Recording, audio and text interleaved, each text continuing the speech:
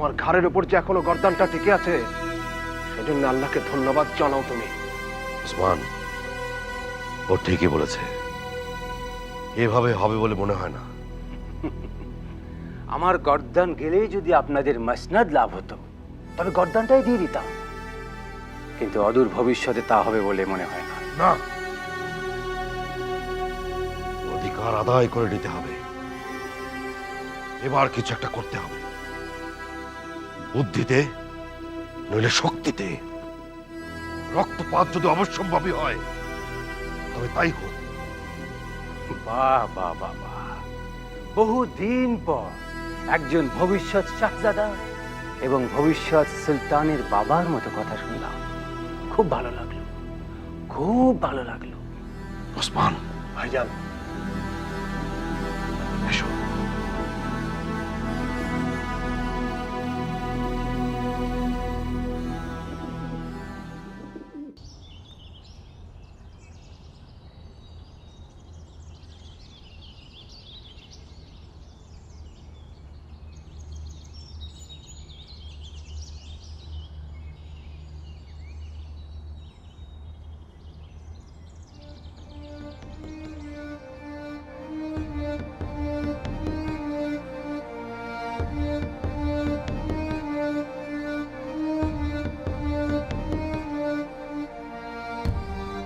কি ভাবছেন সুলতান?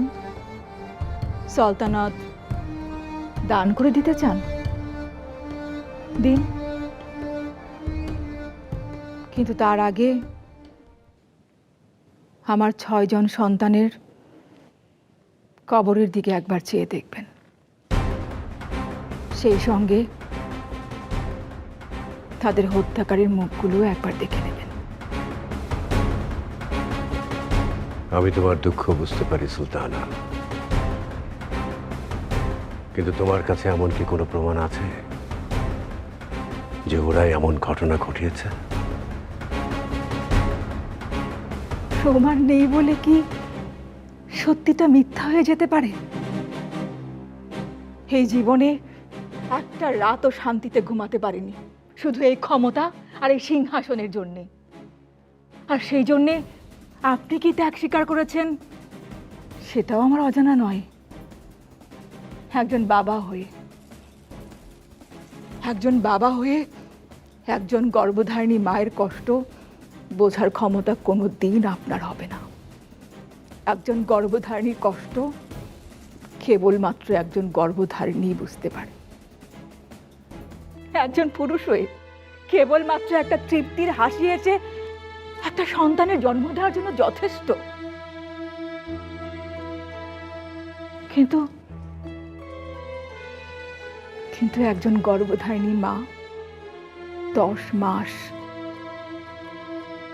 নিজের পেটে রেখে সন্তানকে জন্ম দেয়। সেই কষ্ট আপনি কেন, এই দুনিয়ার কোনো সুলতানের পক্ষেই সম্ভব নয় বোঝা।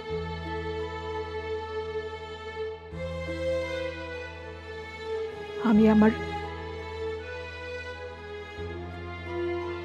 6 সন্তানকে হারিয়েছি, আর সেই কারণে এই সিংহাসনের দাবি সবার আগে আমার।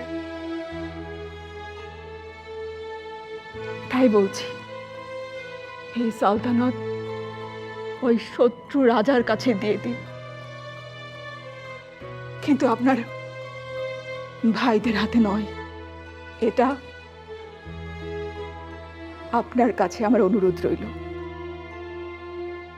তা না হলে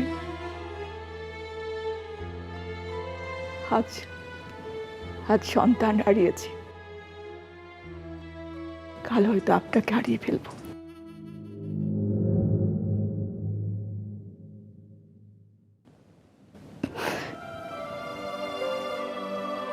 কিন্তু আমি যে সুলতান, আইনের রক্ষক। একজন মহান সুলতান হওয়া বড়, নাকি একজন কর্তব্যপরায়ণ পিতা? কোনটা সুলতান? কোনটা সুলতান? আপনার কাছে কোনটা সবচেয়ে বড় বলুন। বলুন।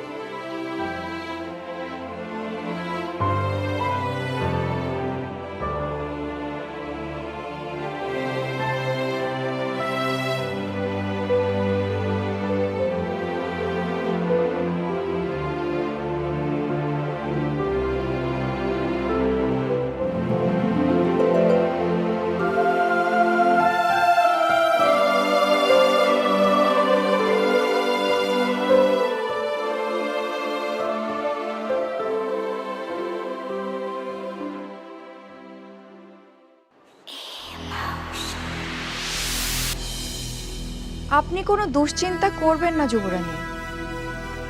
রাজমাতাকে আপনার বিরুদ্ধে কিছু বলবে মালিহার সে সাহসই নেই।